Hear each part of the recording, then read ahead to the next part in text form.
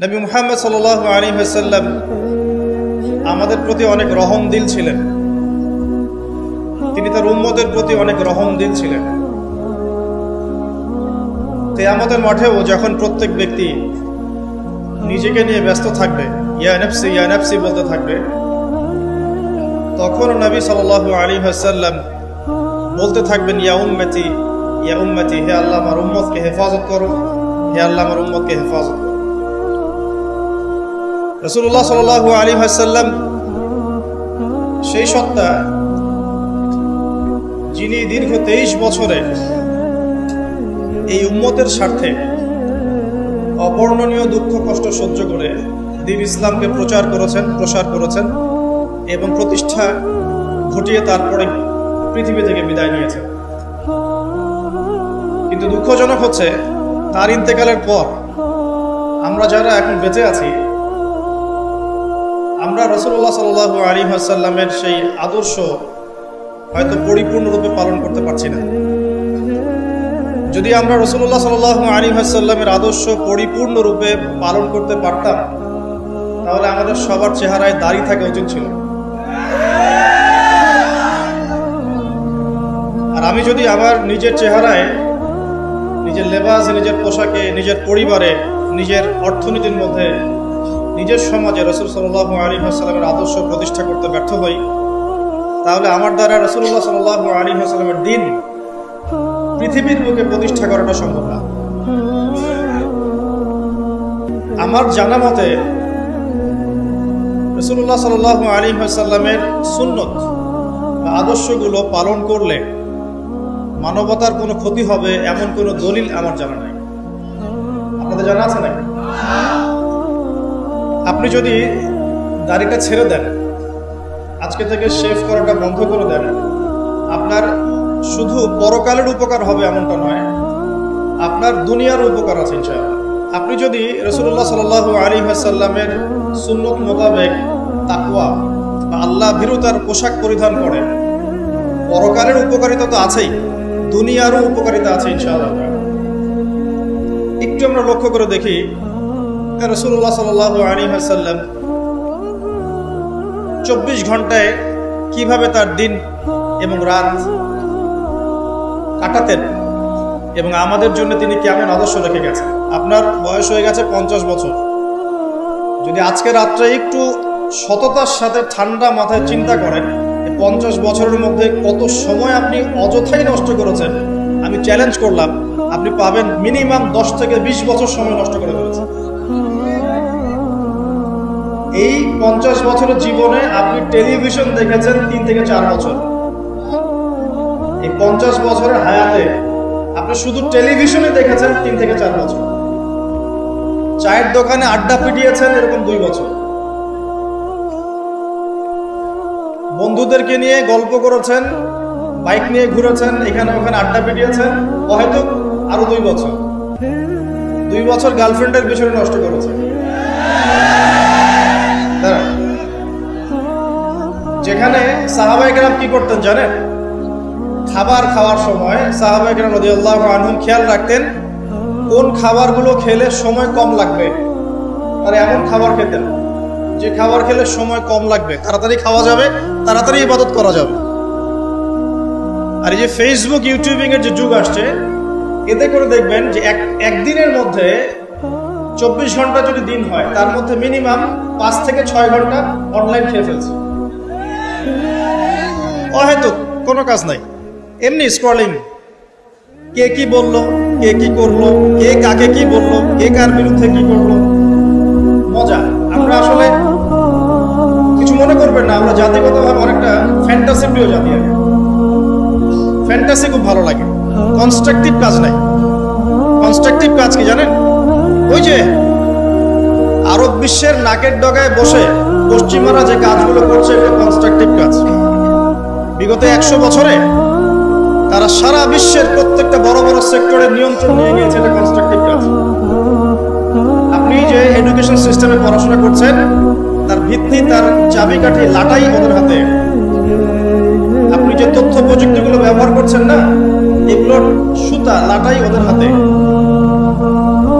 সারা বিশ্বের যে ফাইন্যান্স গুলো আছে, বড় বড় ফাইন্যান্স, এই ফাইন্যান্স গুলোর লাটাই ওদের হাতে। সারা বিশ্বের যে বড় বড় ব্যাংকিং সিস্টেম গুলো দেখেন, আর ব্যাংকিং সিস্টেম গুলোর ভবিষ্যৎ ভালো না, যারা ইকোনমিক্স জানেন তারা বুঝবেন, এদের লাটাই ওদের হাতে। পুরো ওয়ার্ল্ডের জিওপলিটিক্স এর লাটাই ওদের হাতে।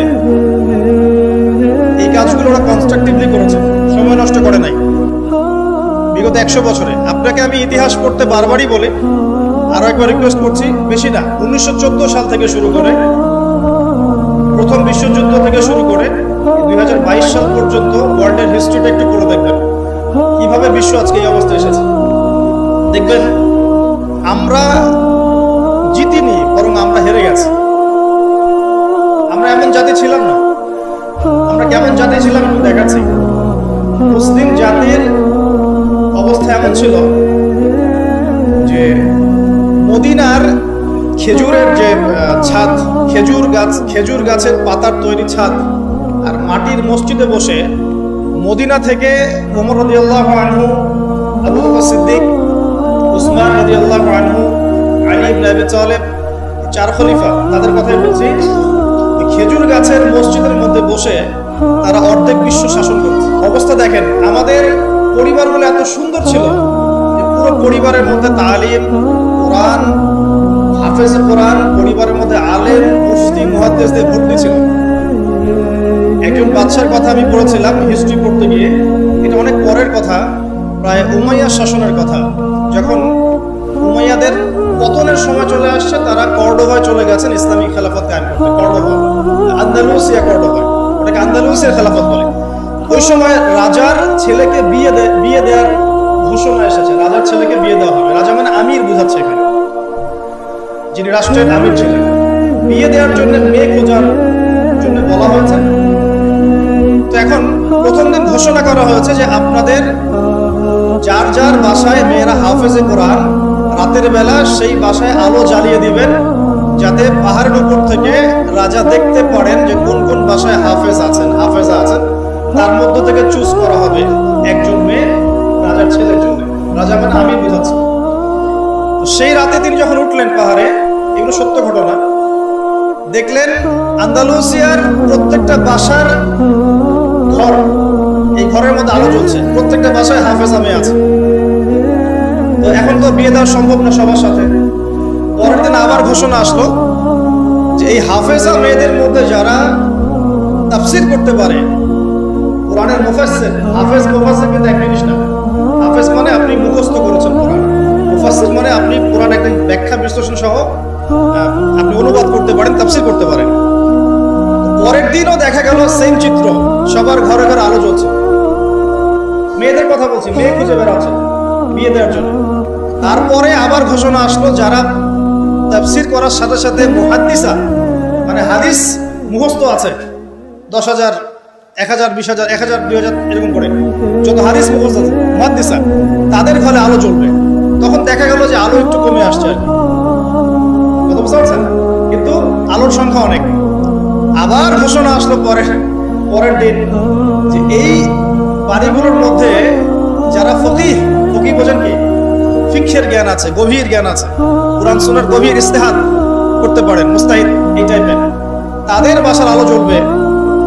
তখন দেখা গেল যে আলোর সংখ্যা আরেকটু কমে আসে। এর মধ্য থেকে আমির একজনকে সিলেক্ট করে তার ছেলের সাথে বিয়ে দিলেন। এই ছিল মুসলিমদের অবস্থা। এখন যদি আপনি আজকে, এটা কি কুমিল্লা না নাকি, কুমিল্লার তিতাসের কোন একটা উপরের জায়গায় চলে যান, টাওয়ারে যান, গিয়ে বলেন যে আমাদের এই পুরো গ্রামের মধ্যে বা এই জায়গার মধ্যে আমি আমার ছেলের জন্য মেয়ে খুঁজতেছি, যে মেয়েগুলো হাফেজে কোরআন তাদের বাসায় আলো জ্বালিয়ে দেবে। উপর থেকে দেখেন কতগুলো আলো জ্বলবে, অবশ্যই জ্বলবে, একটাও না এমন না, জ্বলবে। কিন্তু যদি আরো বড় চ্যালেঞ্জ দেন যে হাফেজার সাথে সাথে কারা তাফসীর করতে পারে, কারা মুহাদ্দিসা, খাস পর্দা মেনে চলে, তাদের বাসায় আলো জ্বালাবে, দেখবেন আলোর সংখ্যা খুব কমে আসবে। আমাদের অবস্থা কিন্তু এমন ছিল না। আমরা এই বিশ্বকে নেতৃত্ব দিয়েছি এক সময়, সুদীর্ঘ প্রায় 1250 বছর। কত বছর? যে জাতি তার শেকড় চিনে না, যে জাতি তার ইতিহাস জানে না, তাদেরকে তো মোটিভেটেড করা খুব সহজ, ডিমোটিভেটেড করা সহজ। আমাদের তরুণ প্রজন্ম এখন ওয়ার্ল্ড কাপের হিস্ট্রি জানে, এই ব্রাজিল আর্জেন্টিনার হিস্ট্রি জানে, মেসি নেইমারের হিস্ট্রি জানে। দাঁড়ান, এগুলোর প্রয়োজন নাই, এর কোনো প্রয়োজন নেই।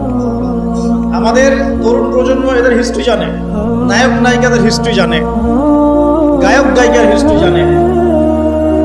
ওই যে পতিতা, যেটা আধুনিক পতিতা আর কি, এটা সরাসরি পতিতা ব্যক্তিতে জড়িত না থাকলেও মানুষকে উৎসাহিত করে, উদ্বুদ্ধ করে অশ্লীলতার ফেরিওয়ালা, তাদের হিস্ট্রি জানে।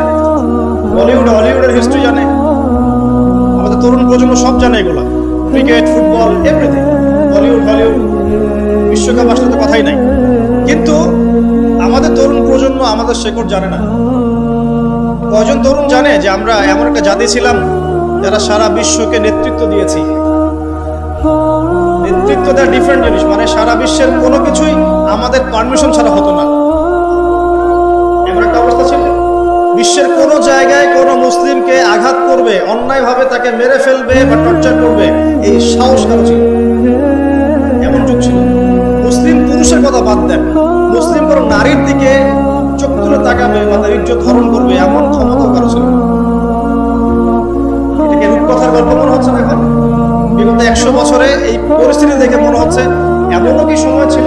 হ্যাঁ, এমন সময় ছিল। এই তো বেশি দিন আগের কথা নয়। ঘরে ঘরে হাফেজ ছিল, ঘরে ঘরে হাফেজ, ঘরে ঘরে আলেম, ঘরে ঘরে মুফতি মুহাদ্দিস ভর্তি।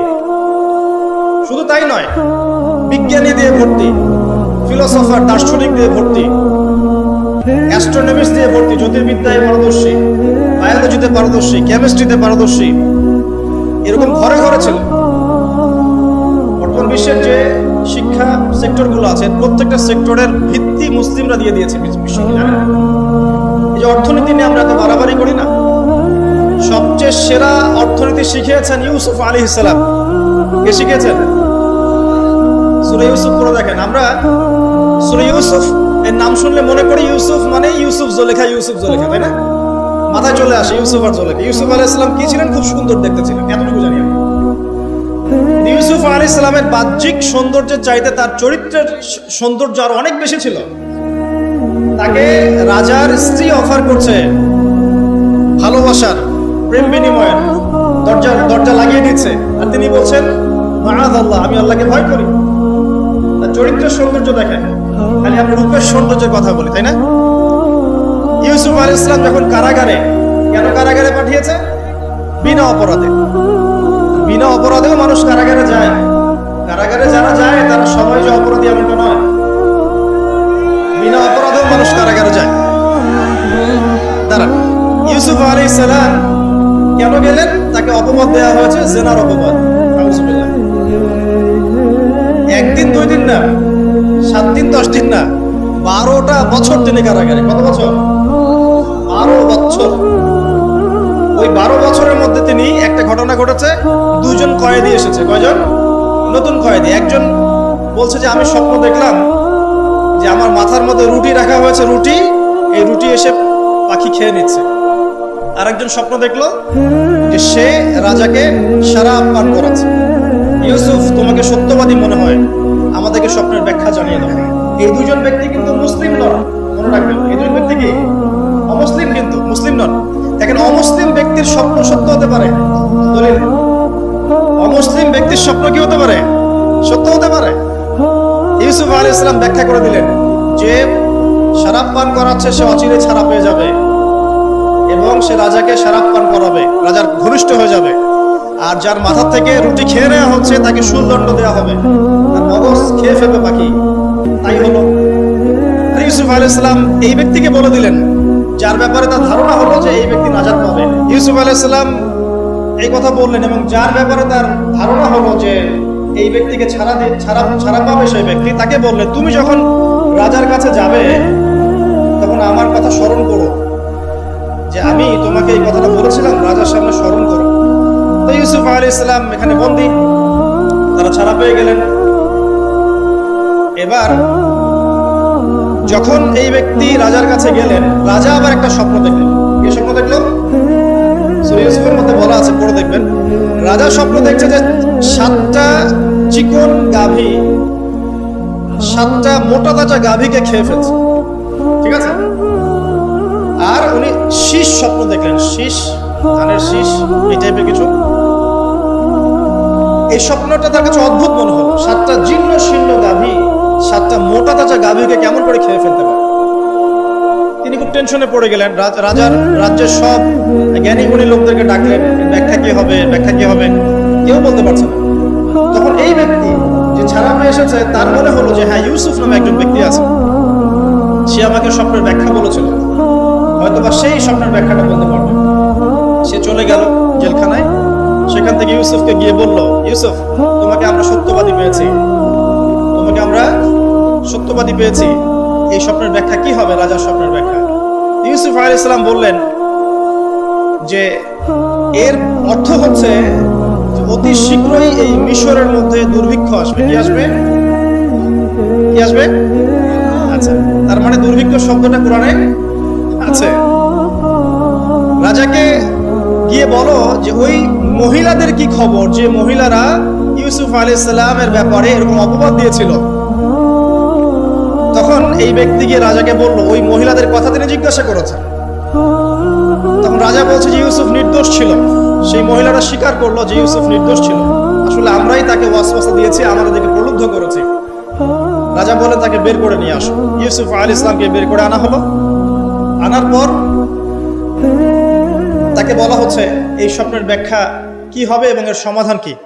ইউসুফ আলাইহিস সালাম বলছেন, ব্যাখ্যা হচ্ছে এই যে আপনার এই রাজ্যে দুর্ভিক্ষ আসবে, তবে আপনি যদি আমাকে খাদ্য মন্ত্রণালয়ের দায়িত্ব দেন, তাহলে এই সমস্যা আমি মোকাবেলা করতে পারবো ইনশাআল্লাহ। আমি বিশ্বস্ত এবং আমার এই বিষয়ে জ্ঞান আছে। কে বলেন এটা? ইউসুফ আলাইহিস সালাম। এবার জেলখানা থেকে আল্লাহ পাকের তাকদীর দেখেন। জেলখানা, কুয়ার মধ্যে ছিলেন। কুয়া বাবার খুব কাছের সন্তান, তাই না? ইয়াকুব আলাইহিস সালাম কাছের সন্তান। সেখান থেকে ভাইদের ষড়যন্ত্রে কুয়ার মধ্যে, মনে আছে? কুয়া থেকে মিশরের বাজারে ওখানে বিক্রি করে দেওয়া হলো, ওখান থেকে রাজপ্রাসাদে, ঠিক আছে, রাজপ্রাসাদে বড় হচ্ছেন। এরপর এই যে মেয়েদের ঘটনা, তারপর জেনার মিথ্যা অপবাদ, 12 বছর কারাগারে। তারপর সেখান থেকে আল্লাহ রাব্বুল আলামিন বের করে নিয়ে আসলেন কোথায়? মিশরের খাদ্যমন্ত্রী। তাকদীর, ভাগ্য। কিভাবে বুঝাবো আল্লাহ পাকের পরিকল্পনা কত বিশাল। যখন ইউসুফ আলাইহিস সালাম জেলখানায়, তখন কি কেউ ভেবেছিল যে এই ব্যক্তির দ্বারা মিশরের লক্ষ লক্ষ মানুষের দুর্ভিক্ষের কবল থেকে সে বাঁচবে? এই ব্যক্তির দ্বারাই? কেউ ভাবে নাই। আল্লাহ পাক লিখে রেখেছিলেন। এই কারণেই একটা রিকোয়েস্ট করবো এখানে, যে জীবনে চড়াই উতরে আসবে আপনার আমার সবাই, কোন অবস্থায় আল্লাহর প্রতি ভরসা হারাবেন না। আল্লাহ রাব্বুল আলামিন আপনার ব্যাপারে পরিকল্পনা করে রেখেছেন। আপনার মনের মধ্যে যদি সততা থাকে, অনেস্ট একটা মন থাকে, ইনশাআল্লাহ আপনি দুনিয়াতেও সফল হবেন, পরকালে সফল হবেন। আপনি যদি সৎ হন, মনের থেকে যদি আপনি সৎ হন, আল্লাহর কাছে আপনি সৎ হন, সারা দুনিয়া মিলে আপনার কোনো ক্ষতি করতে পারবে না। আর আপনি যদি অসৎ হন, মনের মধ্যে অসততা থাকে, দুনিয়ার মানুষ বাহবা দিলেও একদিন ধরা খাবেন ইনশাআল্লাহ। এটা বাস্তব, এর বাইরে যাবে না ইনশাআল্লাহ। দেখেন, ইউসুফ আলাইহিস সালাম দায়িত্ব চাচ্ছেন, আমাকে দায়িত্ব দেন, আমি এই বিষয়টা ভালো বুঝি। আল্লাহ পাক তাকে এই যে খাদ্য মন্ত্রণালয় নিয়ে আসলেন। ইউসুফ আলাইহিস সালামের হাতে পরবর্তীতে দুর্ভিক্ষের কবল থেকে পুরো মিশরবাসী বেঁচে গেল এবং লক্ষ লক্ষ মানুষের জীবন বেঁচে গেল, আলহামদুলিল্লাহ। তাহলে অর্থনীতির মূল মন্ত্র শিক্ষা পেলাম না? কোরআনে আছে না? এখনো সামনে আমরা এই শব্দগুলো শুনতে পারছি না? সমাধান পেতে হলে কোরআনে আসতে হবে। সমাধান পেতে চান, কোরআনে আসতে হবে। যদি না আসেন, এটা আপনার ইখতিয়ার, পরবর্তীতে ফলাফল আমাদেরকে ভোগ করতে হবে। আল্লাহ পাক আমাদের সবাইকে কোরআন এবং সুন্নাহ মাফিক জীবন গড়ার তৌফিক দান করুন। একটা খালি পয়েন্ট বললাম, দেখেন, ইকোনমিক্সের দুরবস্থা দূর করারও ফর্মুলা কোরআনে পাওয়া গেছে। আগেকার মুসলিমদের অবস্থা বলছি। জ্যোতির্বিজ্ঞান নিয়ে অনেক কথা হয় না? এই গ্রহে নাসাই পাঠাচ্ছে, সেই পাঠাচ্ছে। ভালো করে পড়ে দেখবেন, জ্যোতির্বিজ্ঞানের মূলনীতিগুলো, সূত্রগুলো দিয়েছে মুসলিমরা। মেডিকেল সায়েন্সে অনেক কথা হয়, মেডিকেল সায়েন্স এগিয়ে যাচ্ছে, মেডিকেল সায়েন্সের মূলনীতিগুলো দিয়েছে মুসলিমরা। এই কেমিস্ট্রি তোমরা পড়ো, পর্যায় সারণী, মূলনীতি দিয়েছে মুসলিমরা। এই যে আমরা যে ল্যাপটপ চালাই, ইন্টারনেট চালাই, হ্যাঁ, ডিজিটাল যত কিছু চালাই, এর জন্য প্রয়োজন হচ্ছে অ্যালগোরিদম। কিসের অ্যালগোরিদম? এই অ্যালগোরিদম আবিষ্কার করেছে মুসলিমরা। এই অ্যালগোরিদম যদি আপনি ল্যাপটপ চালাতে পারতেন না, কিছুই করতে পারতেন না। এর বেস দিয়েছে কে? মুসলিমরা। এই যে ম্যাথামেটিক্স নিয়ে এত খবর করি, ম্যাথামেটিক্স, তাই না? এর বেসও মুসলিমরা থেকে এসেছে। আপনারা কি জাবর ইবনে হাইয়ানের নাম শুনেছেন? আচ্ছা, বাদ দেন তার কথা। আপনারা কি ইমাম রাজির নাম শুনেছেন? আচ্ছা, ফিলোসফি, দর্শন, এর মূলনীতি দিয়েছেন তিনি অনেক। ইবনে সিনার নাম শুনেছেন? চিকিৎসা বিজ্ঞান, পুরো ভিত্তি দিয়েছেন তিনি। আর এই যে পলিটিক্যাল সিস্টেম, যেটা আমরা ওয়ার্ল্ড পলিটিক্স যেটা আমরা বলি, এর ভিত্তি দিয়েছেন কে জানেন? উমর ইবনুল খাত্তাব রাদিয়াল্লাহু আনহু। কে দিয়েছেন? এই যে প্রশাসনিক ডিপার্টমেন্ট, সদর দপ্তর, এই মন্ত্রণালয়, সেই মন্ত্রণালয়, এটা স্টার্ট করেছিলেন কে জানেন? সর্বপ্রথম উমর রাদিয়াল্লাহু আনহু। আমরা অনেকে জানি না। আমি এটাই বলছিলাম আপনাদেরকে যে যে জাতি তার শেকড় চিনে না, তাকে ডিমোটিভেটেড করা খুব সহজ। আমরা যদি হিস্ট্রি পড়া শুরু করি, ইতিহাস পড়ি, কোরআন সুন্নাহর পাশাপাশি আমরা দেখব বিশ্বের প্রত্যেকটা বড় বড় সেক্টরের মূল নীতি স্থাপন করে গেছে কারা? মুসলিমরা। তাহলে এখন কেন আমরা এই জায়গায় আসলাম? কি কারণ? আমি একটু কারণটা বলি আপনাদেরকে। মন খারাপ করছেন কি? নিজেদের চেহারাটা আয়নায় দেখতে হয়। যদি আমরা আমাদের চেহারা আয়নায় দেখার সৎসাহস না থাকে, তাহলে উন্নতি করবো কিভাবে? নাকি প্রশংসা থাকবে? আমরাও সেই জাতি, আমরা বীরের জাতি। সারা বিশ্বে বীরত্বের সাথে লড়াই করে ইসলাম প্রতিষ্ঠা করেছে কারা? আমরাই। এই যে ভারতবর্ষে ইসলাম পাচ্ছেন, ভারতবর্ষে ইসলাম ঢুকেছে একটা ঘটনাকে কেন্দ্র করে। কি ঘটনা? একজন মুসলিম নারীর ইজ্জতের উপর হামলা চালিয়েছিল একজন লম্পট রাজা। এই ঘটনাকে কেন্দ্র করে বিন কাসিম, এই যে ঘোরসাওয়ার, অল্প কিছু সৈন্য নিয়ে আক্রমণ করেছিলেন ভারতবর্ষ। এই যে বিজয়, এখান থেকে শুরু হলো ইসলাম। তারও আগে চিটাগাং আছেন, চিটাগাং, চট্টগ্রাম, এই চিটাগাং রোড দিয়ে, এই পোর্ট দিয়ে আরবরা বাণিজ্য করত। ওই দিক দিয়ে ইসলাম ঢুকেছে একদিক দিয়ে। আবার সুফি পীর মাশায়েখরা ছিলেন, তারা এখানে ইসলাম প্রচার করেছেন। তিনভাবে ইসলাম ঢুকেছে উপমহাদেশে। ইসলাম পেতেন নাই। দেখুন কেন হলো এই অবস্থা? বিকজ ওই সময়ে একটা মুসলিম পরিবারের মধ্যে কোরআনের হাফেজ থাকতো। পাওয়া যায় এখন সব পরিবারে? রেয়ার। আমরা মনে করি যার ব্রেন সবচেয়ে খারাপ, ওকে হাফেজি মাদ্রাসা দেওয়া লাগবে, আর যার ব্রেন খুব ভালো, ওকে আমরা দিব ইঞ্জিনিয়ারিং, ডক্টর। আমরা শিক্ষাটাকে ভাগ করে ফেলেছি। একটা হচ্ছে দুনিয়ার শিক্ষা, একটা হলো আখিরাতের শিক্ষা, তাই না? অথচ শিক্ষা তাকেই বলে যে আমার দুনিয়াও দিবে, আখিরাতও দিবে, এর নাম শিক্ষা। আর এই শিক্ষা কোথায় আছে? কোরআন সুন্নাহয় নাই। কোরআন সুন্নাহ শেখার পরে যদি আমি ডক্টর হই, ইঞ্জিনিয়ার হই, কোনো সমস্যা আছে? কোনো সমস্যা নাই। আমরা এটাকে ভাগ করে ফেলেছি। আমরা অর্থনীতিও ভাগ করে ফেলেছি। মসজিদে আমি পাক্কা মুসল্লি, দেখবেন মসজিদে মাশাআল্লাহ পাক্কা মুসল্লি, নামাজে পড়তে পড়তে একদম সেজদার দাগ পড়ে গেছে। যেই ব্যবসা করতে গেল মাপে কম, যেই ব্যবসা করতে গেল দেখবেন যে মজুদদারি, যেই ব্যবসা করতে গেল ওই যে স্টক করতেছে অন্যায়ভাবে, কৃত্রিম সংকট তৈরি করতেছে, যেই চাকরি করতে গেল ঘুষ, যেই আপনার ডিল করতে যাচ্ছে ইকোনমিক সেক্টরে সুদ। তো অর্থনৈতিক জীবনটাকে আলাদা করে ফেললাম। ওইটা দুনিয়ার জীবন, এটা হচ্ছে আমার পরকালের জীবন। ভাবখানে আমাদের আকীদা চেঞ্জ করতে হবে। তো অর্থনৈতিক জীবন কি ইসলাম থেকে আলাদা নাকি? আপনি 5 ওয়াক্ত নামাজ পড়ছেন আলহামদুলিল্লাহ, এখন যদি সুদ খান তাহলে কি পার পাবেন? তাহলে অর্থনীতি ইসলামের সাথে সম্পৃক্ত না। সহজ কথাটা বোঝাতে পারি না। ইভেন আমরা যদি অন্যদের সাথে ডিল করতে চাই বিশ্বে, তখনও ইসলাম ফলো করতে হবে, আদাবের সমস্যা আছে। এমন তন্ত্র মন্ত্র মতবাদের চর্চাও করা যাবে না যে মতবাদগুলো কোরআন সুন্নাহর সরাসরি বিরোধী। করা যাবে?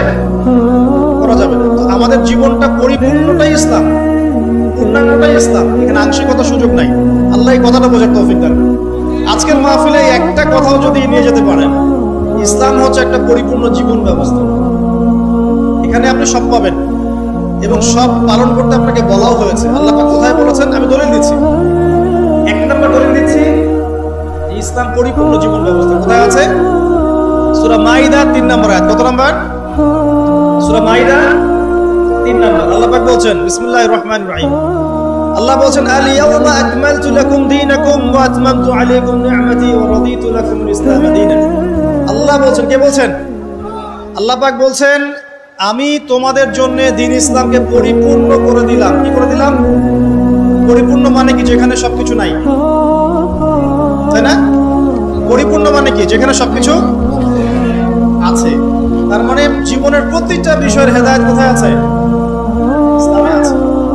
ওয়াতমামতু আলাইকুম নি'মাতি, তোমাদের উপর আমার নিয়ামতকে পূর্ণতা দিলাম। ওয়া রাদিতু লাকুমুল ইসলাম দীনান, তোমাদের উপর দ্বীন ইসলামকে মনোনীত করে আমি আল্লাহ সন্তুষ্ট হলাম। তো দ্বীন পরিপূর্ণ না? তার মানে ইসলাম পরিপূর্ণ কি না? এখন এই ইসলাম আল্লাহর কাছে একমাত্র দ্বীন, অন্য কোনো দ্বীন চলবে? এটা যে একমাত্র দ্বীন, তার দলিল কোথায়? দলিল আছে সূরা আলে ইমরানের 19 নম্বর আয়াতে। কত নম্বর? আলে ইমরান 19 নম্বর। আল্লাহ পাক বলছেন, ইন্নাদ দীনা ইনদাল্লাহিল ইসলাম, জেনে রাখো হে মানুষ, নিশ্চয়ই আল্লাহর কাছে একমাত্র গ্রহণযোগ্য দ্বীন, তার নাম কি? ইসলাম। আল্লাহ পাক এই সূরার মধ্যে আবার বলছেন যে ইসলাম ছাড়া অন্য দ্বীন পালন করলে কবুল হবে কিনা আল্লাহই বলছেন। সেটা কোথায়? 85 নম্বর আয়াত। কত নম্বর আয়াত? 85। আল্লাহ পাক বলছেন যে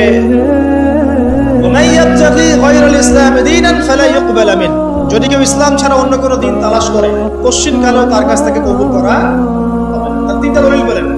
এক, আল্লাহর কাছে মনোনীত দিন কি? ইসলাম। এই ইসলাম পরিপূর্ণ কিনা? অবশ্যই পরিপূর্ণ। দলিল সূরা মাইদার আয়াত নাম্বার 3।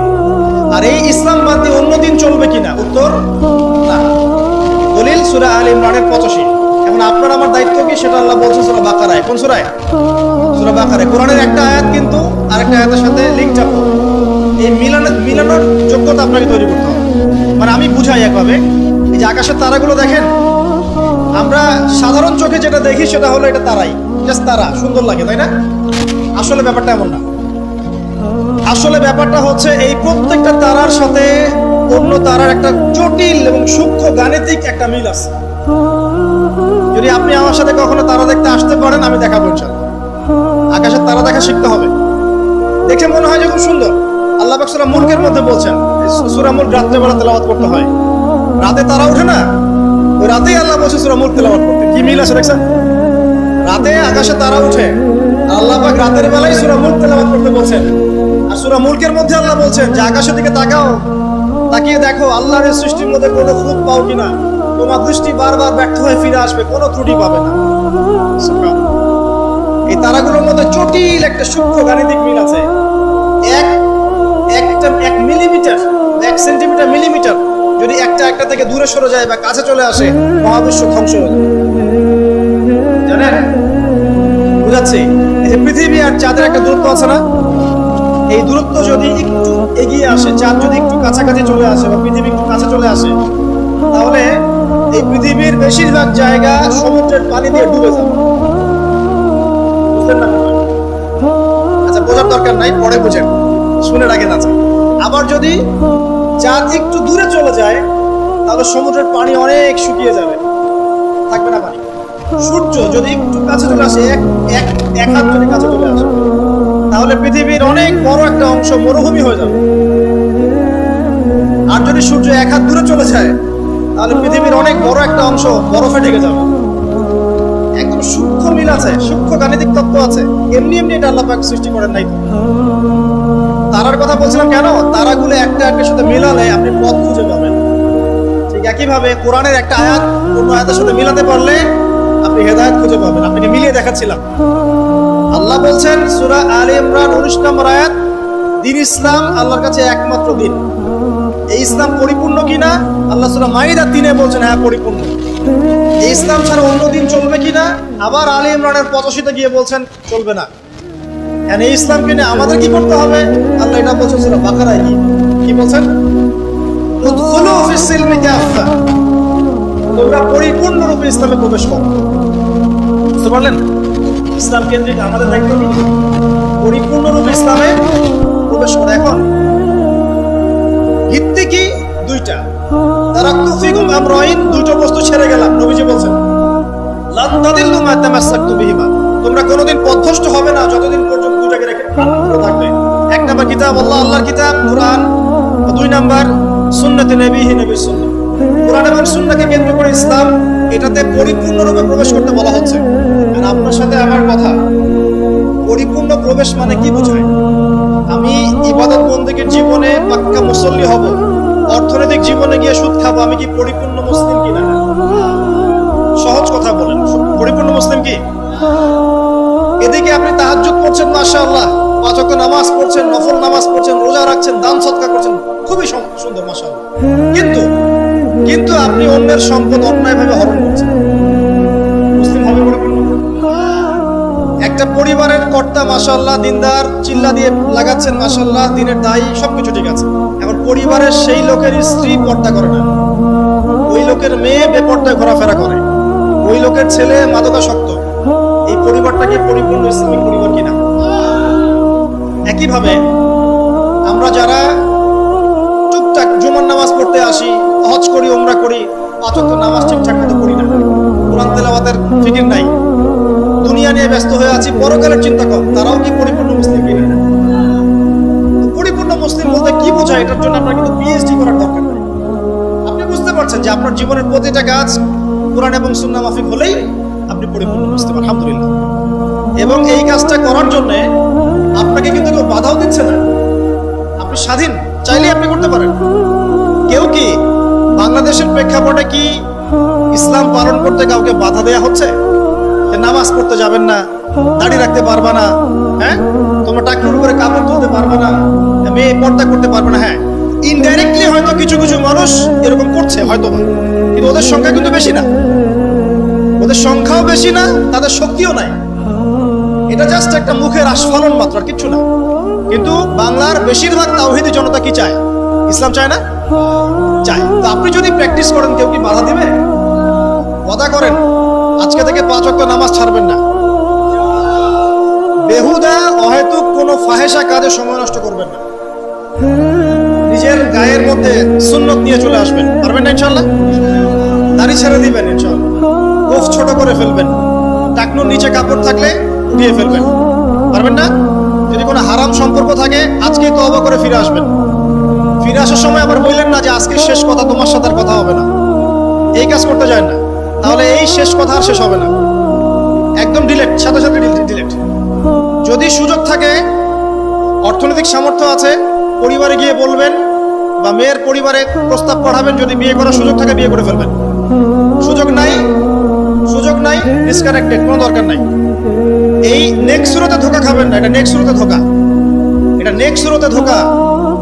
যখন একটা মানুষ জেনায় লিপ্ত থাকে তখন তার দোয়া আল্লাহ পর্যন্ত পৌঁছায় না, তো জেনা ছেড়ে দিলে পরে আপনার দোয়া ডাইরেক্ট আল্লাহর কাছে পৌঁছাবে ইনশাআল্লাহ। প্রমাণ নেবেন? দলিল দিব? দিচ্ছি, শোনেন। 3 ব্যক্তি, কয় ব্যক্তি? 3 ব্যক্তি চলছে পথ, হঠাৎ ঝড় এসেছে, একটা গুহার মধ্যে ঢুকেছে, গুহার মুখ বন্ধ হয়ে গেছে, একদম বন্ধ, বের হওয়ার কোনো জায়গা নেই। এটা সত্য ঘটনা, রাসূল সাল্লাল্লাহু আলাইহি সাল্লাম বলেছেন। এখন তারা বলছেন তো বের হওয়ার তো কোনো অপশন নাই, কিভাবে বের হবো আমরা? একজন বলছে তাহলে একটা কাজ করি, চলো আমাদের নেক আমলের ওসিলা করে আল্লাহর কাছে দোয়া করি। কিসের ওসিলা? আমরা এই যে দোয়া করার জন্য হুজুর ডাকি, তাই না? আসেন 40 এই যে 1 বছরই 3 দিন 7 দিন করি না, নিজের দোয়া নিজে করা শিখেন।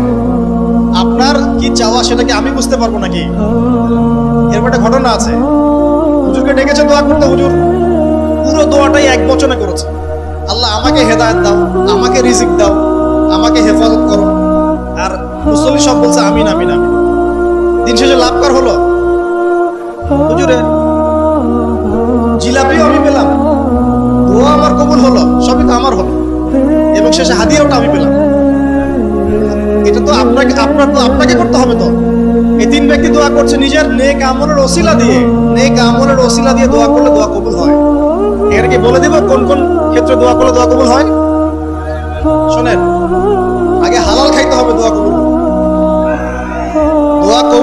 হওয়াতে হলে আগে হালাল খেতে হবে, হারাম খেলে দোয়া কবুল হবে না। আর আমরা এখন সুদের যুগে বাস করি না, সবাই সুদখোর হয়ে যাচ্ছে দিন দিন। আর সুদ যে এখন এত সূক্ষ্ম, আমি ইনশাআল্লাহ আপনাদেরকে কোনো একটা পরিবেশে যেখানে আমি এডুকেটেড শ্রেণীর মানুষ পাবো ইনশাআল্লাহ, সেখানে আমি শুধু অর্থনীতি নিয়ে কথা বলবো। এখানে আপনি বুঝতে পারবেন যে কত সূক্ষ্ম সুদ চলছে এখন, কত সূক্ষ্ম। এই যে ইলেকট্রনিক মানিগুলো আমরা ইউজ করছি না, এর মধ্যেও সুদ আছে, বুঝবেন না? একটা রাষ্ট্রকে তারা বাদ রাখে না সুদখোর বানাতে। যদি আমাদের রাষ্ট্রের কোনো লোন প্রয়োজন হয়, আমরা যদি ওয়ার্ল্ড ব্যাংকের কাছে যাই বা IMF এর কাছে যাই, সুদ ছাড়া কোনো লোন তারা দিবে না, কখনো দিবে না। এবং এটা ফোর্সফুলি করবে তারা, সুদ ছাড়া আপনি বেরিয়ে হতে পারবেন। পরে আসি ওইদিকে, আমি ওইদিকে আছি না। দোয়া কবুল করাতে হলে আপনাকে আগে হালাল রিজিক সার্চ করতে হবে, 1 নম্বর। 2 নম্বর, তাওহীদ চর্চা করতে হবে। শিরকের পাপে লিপ্ত থাকলে দোয়া কবুল হওয়া ডিফিকাল্ট। এবং সুন্নতের চর্চা করতে, বেদাতি আমল করলে দোয়া কবুল হওয়া ডিফিকাল্ট আছে। এর পাশাপাশি আমি কিছু অপশন বলে দিই। যখন দেখুন বৃষ্টি হচ্ছে, তখন দোয়া করবেন, দোয়া কবুল হবে ইনশাআল্লাহ। দোয়া করার আগে একবার বলবেন আলহামদুলিল্লাহ, কমপক্ষে একবার বলবেন আলহামদুলিল্লাহি রাব্বিল আলামিন, একবার কমপক্ষে। মানে প্রথমে আল্লাহর প্রশংসা করবেন, তারপর একবার দরুদ পড়বেন আল্লাহুম্মা সাল্লি আলা মুহাম্মাদ ওয়া সাল্লিম, তারপর হাত তুলে দোয়া শুরু করবেন। বৃষ্টি পড়ছে, দোয়া শুরু করে দেন, দোয়া কবুল হবে ইনশাআল্লাহ। আজান দিয়েছে, আজান এবং ইকামতের মাঝখানে সময়টা আছে, এই সময়টা কাজে লাগান, দোয়া কবুল হবে ইনশাআল্লাহ। নামাজে দাঁড়িয়েছেন, সিজদায় গিয়েছেন, সিজদায় দোয়া করেন, দোয়া কবুল হবে ইনশাআল্লাহ। প্রশ্ন করে অনেকে যে ভাই সিজদায় কি বাংলায় দোয়া করা যাবে? হ্যাঁ যাবে, যদি আপনার নামাজটা নফল নামাজ হয়। কোন নামাজ হয়? ফরজ নামাজে করবেন, নফল নামাজে করতে পারেন ইনশাআল্লাহ। সিজদায় বান্দা আল্লাহর সবচেয়ে কাছাকাছি থাকে, এই সময়ে বেশি বেশি দোয়া করতে রাসূল সাল্লাল্লাহু আলাইহি ওয়াসাল্লাম তাগিদ দিয়েছেন। দোয়া করলে ডাইরেক্ট কবুল হবে ইনশাআল্লাহ। পিতা মাতার খেদমত করে দোয়া করেন, দোয়া কবুল হবে ইনশাআল্লাহ। এখন তো পিতা মাতার খেদমত মানুষ করতে চায় না। এটা সেই যুগ, যে যুগে পিতা মাতার সাথে দাস দাসীর মতো আচরণ করা হয়। সন্তানরা ভুলে গেছো তোমরা যে তোমরা একদিন পিতা মাতা হবা। আমরাও কিন্তু একদিন পিতা মাতা হব। যারা বিয়ে শাদী করেছে, সন্তান সন্ততি হয়েছে, তারা জানে প্রসব বেদনার একটা সেকেন্ড, 1 মিনিট প্রসব যে বেদনা মায়ের হয়, এর ঋণ আমরা সারা জীবনে শোধ করতে পারবেন। এ কারণে মায়ের পায়ের নিচে জান্নাতের কথা বলা আছে। মাদের সম্মান আল্লাহর কাছে অনেক বেশি, মেয়েদের সম্মান অনেক বেশি। এই নারীবাদী ফ্যামিলিস্টরা যা বুঝিয়েছে, ইসলাম এমন নয়। তো ইসলাম এমন নয়, ইসলামে মেয়ের মর্যাদা সবচেয়ে উপরে। একজন নারীর, মনে করেন আপনি বাসায় আছেন, কেউ যদি বাইরে থেকে ফুটা দিয়ে বাসার ভিতরে দেখে, কথা বুঝতে পারছেন? আপনার জন্য হালাল ওই ব্যক্তির চোখের মধ্যে এরকম শিক ঢুকিয়ে দেওয়া, এটা হালাল আপনার জন্য, করতে পারেন আপনি, কিচ্ছু করেন না। আল্লাহর আইনে আপনি কোনো অপরাধী নন। যদি আপনি ঘরের ভিতরে থাকেন, কেউ বাইরে থেকে এরকম ফুটা দিয়ে দেখছে আপনার বাসার মেয়েকে বা আপনার বাসার বোনকে, মাকে, আপনি যদি চোখের মধ্যে একটা শিক ঢুকিয়ে দেন, আপনার কোনো পাপ হবে না আল্লাহর কাছে। এটা হাদিস আছে, জায়েজ। যদিও এটা আইন হাতে তুলে নেওয়া হয়ে যাচ্ছে অন্য সেক্টরে, কিন্তু আল্লাহর কাছে আপনি কিছু করেন নাই। মেয়েদের এমন মর্যাদা দেওয়া হয়েছে, সেই মেয়েদেরকে আমরা এখন কি করেছি, কাপড় চোপড় সব কমিয়ে বেপর্দা করে রাস্তায় নামিয়ে দিয়েছি। যদি একটা মানুষ নিজের সম্মান না বুঝে, তাকে সম্মান করতে পারে? নিজেকে চিনতে শিখুন। আমাদের সম্মান আল্লাহর কাছে অনেক বেশি। বলছিলাম প্রিয় ভাইরা, মায়ের পায়ের নিচে আল্লাহ পাক সন্তান বেহেশতের কথা বলছে। মা বোনদেরকে 4টা কাজ করতে বলবো, অনলি 4টা কাজ। 5 ওয়াক্ত নামাজ যদি ঠিকমতো পড়তে পারে, 1 নম্বর। 2, রমজান মাসে রোজা রাখে। 3 নম্বর, পর্দা ঠিকঠাক মতো করে। আর 4 নম্বর, স্বামীর আনুগত্য করে। ইনশাআল্লাহ জান্নাতের যে কোনো দরজা দিয়ে ইচ্ছা প্রবেশ করতে পারবে। এখানে স্বামীর আনুগত্যের কথা বলেছি, স্বামীর দাসত্বের কথা বলবেন। আনুগত্য দাসত্ব এক জিনিস না। আনুগত্য মানে কি? আনুগত্য মানে আপনি স্বামীর যে কোনো ভালো কাজে আপনি তাকে সায় দিবেন, আনুগত্য। নামাজ পড়তে বলেছে, নামাজ পড়তে হবে। পর্দা করতে বলেছে, আপনি পর্দা করবেন। বেপর্দায় যাবেন, আপনি যাবেন না। এটা আনুগত্য। দাসত্ব কি? দাসত্ব হচ্ছে সে ভালো মতো যাই বলুক আপনি শুনছেন, দাসত্ব। এটা করবেন। মা বোনরা 4টা কাজ বাসায় গিয়ে আবার শুনিয়ে দিবেন। নবীজি বলেছেন 4টা কাজ কোনো মেয়ে করলে জান্নাতের যে কোনো দরজা দিয়ে ইচ্ছা প্রবেশ করতে পারবে। 1 নম্বর, 5 ওয়াক্ত সালাত। 2 নম্বর, রমজান মাসের সাওম রোজা। 3 নম্বর, পর্দা ঠিকঠাক মতো করবেন, লজ্জাস্থানের হেফাজত। এবং 4 নম্বর, স্বামীর আনুগত্য করবেন। মায়ের খেদমত করে দোয়া করেন, দোয়া কবুল হবে ইনশাআল্লাহ। বাবার খেদমত করে দোয়া করেন, দোয়া কবুল হবে ইনশাআল্লাহ। কোরআন তেলাওয়াত করে দোয়া করেন, দোয়া কবুল হবে ইনশাআল্লাহ। মনে করেন শেষ রাতে উঠেছেন, মানে শেষ রাত বলতে বোঝাচ্ছি, এই ধরেন যে 2টার পর থেকে, 2টা 2:30 পর থেকে নিয়ে ফজর পর্যন্ত শেষ রাতে উঠেছেন। এই সময় আপনি যা দোয়া করবেন ইনশাআল্লাহ কবুল হবে। হ্যাঁ, বলতে বাধ্য হচ্ছি, এখনকার তরুণ সমাজ 2টা 2:30 দিকে ওই যে কার কার খেলা থাকে ওই খেলাগুলো দেখার জন্য ওঠে, তাহাজ্জুদ পড়ার জন্য উঠতে পারে। অথচ আল্লাহ পাক বলছেন কি যে শেষ রাতে আল্লাহ পাক প্রথম আসমানে নেমে আসেন এবং আহ্বান করেন, কে আছো আমার কাছে কিছু চাইবে আমি দিব, কে আছো আমার কাছে রিজিক চাইবে দিব, কে আছো আমাকে ডাকবে আমি তোমার ডাকে সাড়া দিব, কে আছো আমার কাছে ক্ষমা চাইবে আমি তোকে ক্ষমা করব। যুবক ভাইরা, আল্লাহকে মূল্যায়ন করতে শিখো। এই সময়গুলোতে দোয়া করলে ইনশাআল্লাহ তাআলা আমরা দোয়া করতে পারবো। সবচেয়ে ইম্পর্টেন্ট হচ্ছে যেটা আমরা প্রত্যেকদিন করি, প্রায় 17 রাকাত নামাজ পড়ি আমরা, ফরজ নামাজ। শুধু ফরজ নামাজের কথাই বলছি। এখানে আপনি 34টা সেজদা করেন, 17 রাকাত ফরজ 34টা সেজদা করেন। প্রত্যেক সেজদায় যদি একটা করে দোয়া করতে পারেন ইনশাআল্লাহ আল্লাহ আপনার দোয়া কবুল করার কিছু জায়গা বলে দিলেন। বেশি বেশি দোয়া করতে হবে। আমরা উম্মার অবস্থাগুলোকে বুঝতে শিখব। এখানে এই 3 ব্যক্তি, এটা বলে আমি শেষের দিকে যাচ্ছি, একটু ধৈর্য ধরেন। এই 3 ব্যক্তি পড়ে গেছে গুহার মধ্যে। আমি বলছিলাম জেনা ছেড়ে দিলে তোমার দোয়া আল্লাহ পাক ডাইরেক্ট কবুল করবে ইনশাআল্লাহ। কিভাবে? এই দলিল দিচ্ছিলাম। তারা বলছে আমাদের তো কোনো, আমাদের নেক আমল যা আছে এটা দিয়ে দোয়া করতে হবে, কোনো অপশন তো নাই বের হওয়ার। একজন বলছে যে আল্লাহ আমি আমার পিতা মাতার খেদমত করতাম, মাকে দুধ পান না করিয়ে কখনো দুধ পান করি নাই, আল্লাহ এই কাজটা যদি তোমার কাছে ভালো লেগে থাকে আজকে আমাকে এই বিপদ থেকে উদ্ধার করো। এই দোয়া করার সাথে সাথেই এই গুহা থেকে পাথরটা একটু সরে গেল। আর জড়বস্তু আল্লাহ পাকের হুকুম মানে, আল্লাহ পাকের হুকুম মানে না খালি 2টা শ্রেণীর মানুষ, এক হচ্ছে মানুষ আর একটা জিন জাতি। এই পুরো প্রকৃতি আল্লাহ পাকের হুকুম মেনে চলে। আর জড় বলতে আসলে কিছু নাই, যদি আমি বোঝানোর জন্য জড় বলেছি। আল্লাহ পাকের হুকুমে সবকিছু জীবন্ত। এই যে মাটিতে আমরা বসে আছি না এখন, এই মাটি কিয়ামতের মাঠে সাক্ষী দিবে যে এখানে মাহফিল হয়েছিল। হ্যাঁ, ওইখানে বসে তুমি টিকটক করেছো, লেকচার শুনো নাই ভালো করে। একটা মাহফিলে যাচ্ছিলাম, দেখলাম যে এখন স্টেজে উঠি নাই, ওই সুযোগে দেখলাম যুব সমাজ রাস্তার পাশে দাঁড়িয়ে সিগারেট খাচ্ছে, ব্রেক নিচ্ছে আগে, চা সিগারেটের ব্রেক। হুজুর আসলে আলোচনা শুনবো। এখানে এসে যদি আমরা মানে কোরআন সুন্নাহর বাইরে কোনো কাজ করি, এই মাটি আবার সাক্ষী দিবে। এটা দলিল কোথায় আছে? সূরা জিলজাল পড়ে দেখবেন। সূরা জিলজালের মধ্যে দলিল আছে যে আল্লাহ পাকের হুকুমে এই জমিন কথা বলবে ইনশাআল্লাহ, আল্লাহ পাক হুকুম করবে।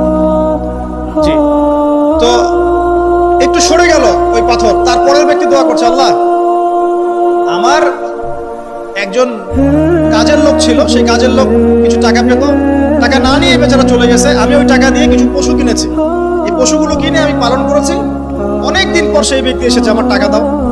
তখন আমি বলেছিলাম যে এই যতগুলো পশু দেখছো সব তোমার। সেই লোক বলছে আমার সাথে কি ঠাট্টা করছো? বলছে না, ঠাট্টা করছি না, তোমার টাকা দিয়ে আমি পশু কিনেছিলাম, এই প্রজনন হতে হতে হতে আজকে এতগুলো হয়েছে, সব তোমার, নিয়ে যাও। আল্লাহ কলিজা দেখেন, আসলে দান করার জন্য কলিজা লাগে, টাকা লাগে না। আল্লাহর পথে দান করার জন্য কলিজা লাগে, টাকা লাগে না। আর কিছু মনে করবেন না, আমি বিভিন্ন মাহফিলে যাচ্ছি, একটা কমন দৃশ্য দেখি এই কালেকশনের। আমার জানা নাই যে এভাবে নাম লিখিয়ে কোনো কালেকশন নবীর যুগ থেকে হয়েছে, আমার জানা। বরং কতটুকু দিয়েছে এটা গোপন রাখলেই ভালো। কে দিয়েছে, কত দিয়েছে জানানোর কোনো দরকার নাই। দিয়েছে, নিয়ে চলে আসবে, শেষ। আমরা কাকে সন্তুষ্ট করার জন্য দেই? আল্লাহ জানলেই তো যথেষ্ট। কি দরকার জনগণ জানতেই হবে আমি 5,000 টাকা দিয়েছি? এতে আমার লাভটা কি? নেকি উল্টারও কমে গেল। উল্টা 7 শ্রেণীর মানুষ, একটা হাদিস আছে, 7 শ্রেণীর মানুষ কিয়ামতের মাঠে আরশের ছায়া পাবে। কিসের ছায়া পাবে? আরশের ছায়া, যে ছায়া ছাড়া কোনো ছায়া থাকবে না। ওর মধ্যে এক শ্রেণী হচ্ছে ওই ব্যক্তি যে এত গোপনে দান করে, তার বাম হাত জানে না ডান হাত কি দান করছে। এই ব্যক্তি আরশের ছায়া পাবে ইনশাআল্লাহ। তো দুনিয়া যদি উদ্দেশ্য থাকে, নাম প্রকাশ করো, জাহির করার উদ্দেশ্য থাকে, বা যদি এমন হয় যে এখানে লৌকিকতা উদ্দেশ্য থাকে, নেকি নষ্ট হয়ে যেতে পারে, সুযোগ আছে, চান্স আছে। তো এই ট্রেডিশনগুলো বন্ধ করলে মনে হয় ভালো হয়। এটা আমার পরামর্শ, বাকি এটা বিবেচনা আপনাদের। আর এই ব্যক্তি বলছে আমি এই সব কিছু দান করে দিয়েছি। দেখেন, দান করতে কি লাগে? কলিজা লাগে, টাকা লাগে না কিন্তু। আসলে দান করতে কলিজা লাগে। অনেক রিক্সাওয়ালাকে দেখেছে আমরা, 100 টাকা দান করে দিল, মসজিদের জন্য দান চাচ্ছে, 100 টাকা দান করে দিল। আর অনেক দেখুন বিত্তশালী, ঢাকা শহরে যাচ্ছি বনানী গুলশান দিয়ে, দান করতে চাইলে 2 টাকা দিচ্ছে, 5 টাকা দিচ্ছে। মনে হয় না? দান করতে কলিজা লাগে। আর একটা কথা মনে রাখবেন, আপনি যত দান করবেন আল্লাহ আপনাকে তত বেশি দিবেন। আল্লাহ পাকের খাজানা যে এত প্রচুর, আপনি দান করলে কমে যাবে এই চিন্তাই করবেন না কখনো। তবে সবচেয়ে সেরা দান কোনটা জানেন? আপনার প্রয়োজন আছে এখন, এই প্রয়োজনের সময় দানটা হচ্ছে সেরা দান। এবং সবচেয়ে উত্তম খরচ কোনটা? সবচেয়ে উত্তম খরচ হচ্ছে আপনার পরিবারের পিছনে খরচ। পরিবারের পিছনে খরচটা আপনার সবচেয়ে শ্রেষ্ঠ খরচ। আর দান করে মধ্যম পন্থায়, এমন হবে না যে নিঃস্ব হয়ে গেলেন দান করে একদম, আবার এমন না যে কৃপণতা প্রদর্শন হচ্ছে, এমন না। মধ্যম পন্থায় দান করার তো ইনশাআল্লাহ। আর কিয়ামতের মাঠে মানুষ তার দানের ছায়ায় থাকবে ইনশাআল্লাহ।